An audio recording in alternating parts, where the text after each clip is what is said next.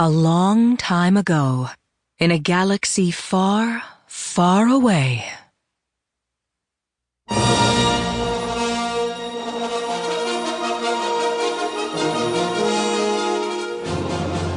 Penguin Random House Audio presents Star Wars Phasma by Delilah S. Dawson. Read for you by January LaVoy.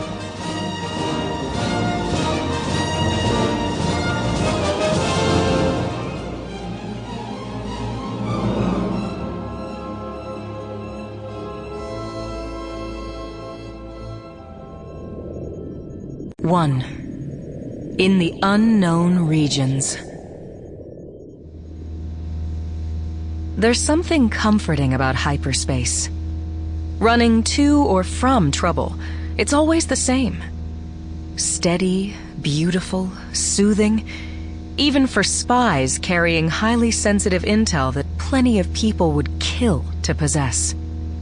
As the stars zip by and Vi Maraudy settles into her pilot's chair, she sighs and pulls a bag from the floor. She's been working on this lumpy mess on and off for weeks, knitting the thick, soft yarn into a sweater for her older brother Baako, a dignitary recently stationed on Pantora, of all places. She's not very good at knitting, but it's relaxing, and Baako always told her she needed to spend less time gallivanting around and more time creating something worthwhile. Of course, she had to use her gallivanting contacts to obtain this highly coveted but not quite illegal hippoglace yarn. Hopefully the warmth and brilliant azure hue will hide all her dropped stitches. Since she must hide her work with the resistance from him, Baako still thinks of her as his mischievous, unfocused dilettante of a little sister. Little does he know.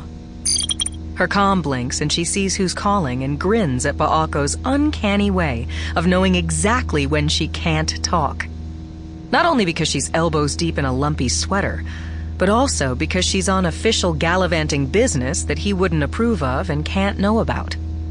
Much as she could use a friendly chat to warm her heart after the chill of this assignment, the general is expecting her to check in soon. "Sorry, brother," she says, flicking the button to shuttle his call to her busy message. "You can tell me all about the new job and lecture me about my lack of focus once I'm done with this mission and giving you this sweater in person. But you'd better meet me somewhere civilized and comfortable because I'm done with impossible environments." The comm goes still, and she feels a small ping of guilt for ignoring him. Most ships can't even handle communications at this range, but the Resistance does have some wonderful toys. Vi puts her boots up and leans back in her seat, focusing on the unwieldy wooden knitting needles that look more like primitive weapons than elegant tools. "It's all about forward momentum, Gigi," she says to her astromech, U5GG. "Better a hideous sweater infused with love than, I don't know, what other gifts do people give their only living relative? A nice chrono? I shall continue to the end, if imperfectly." She spins in her chair and holds up what she's accomplished so far. "What do you think?" Gigi beeps and boops in what sounds like apologetic disappointment. "You be nice or I'll make one for you. A droid cozy to clash with your paint job." The droid gives a cheerful whistle and turns around as if desperately interested in the hyperspace swirls darting around them.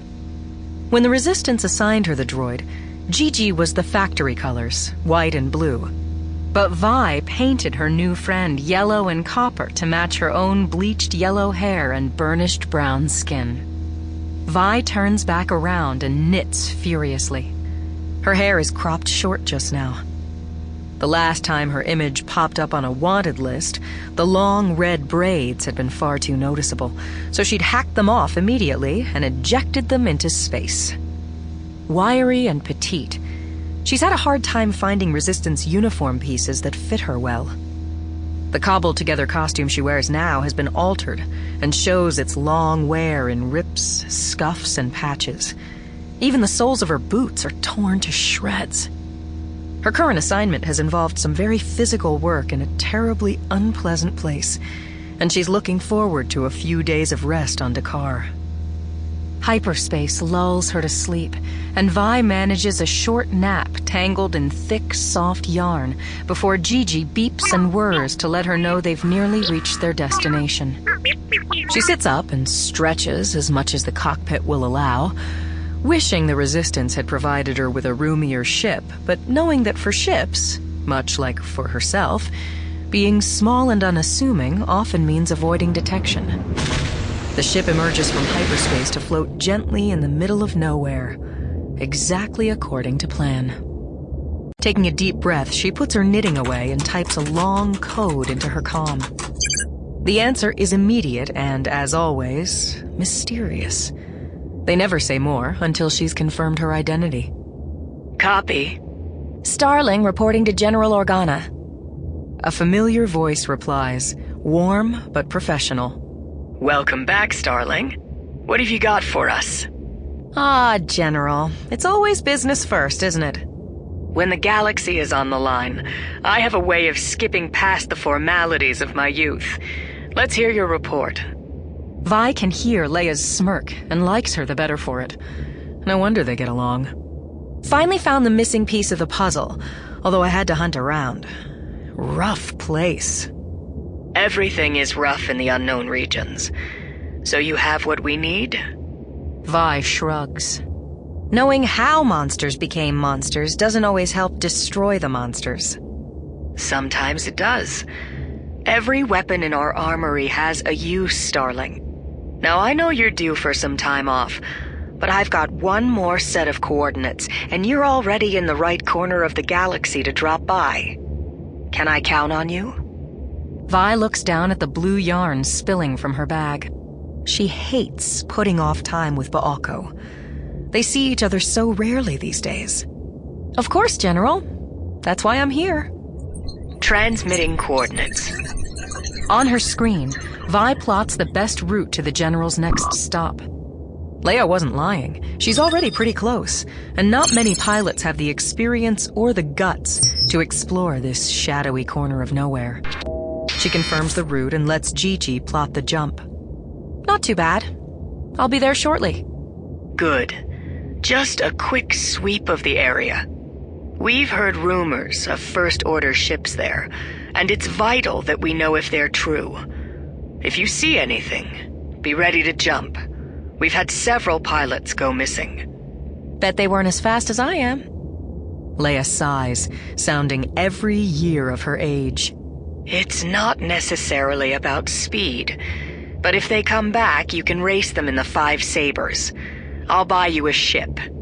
For now, just a quick sweep and then home. I need those reports. Aye, aye, General. Vi salutes, wishing they had visual. About to enter hyperspace. Keep safe, General Organa. You too, Starling. The line cuts off. The Starhopper zooms into hyperspace. It's a short trip, not relaxing at all, and she doesn't bother picking up her knitting again. She's jittery now. It's been too long since she's slept. And then they're dropping out of hyperspace again. The long lines of stars judder into pinpoints against a sea of black. Vi's eyes adjust, and she mutters a curse. There should be nothing here, just peaceful darkness and twinkling lights. Unfortunately, there's rather a large something. A Resurgent-class Star Destroyer. Leia was right. The First Order is here, big time. Even before she can think the words, her fingers are already typing in new coordinates. Come on, Gigi, she mutters. We've got to get out of here. I hate it when the General is right. For all her speed, she's not surprised when her Starhopper quavers and begins to move. Not forward, like it should, but sideways toward the enemy ship. Whatever new tech they've been cooking up while hidden out here is hard, fast, and implacable. Vi tries every trick in her book, but the Starhopper can't break free of the tractor beam. Her firepower is minimal, and she knows they could blow her to smithereens and call it a win. As Gigi squeaks and burbles frantically, Vi considers her options. I know. She locks her data pad. Sample complete. Ready to continue?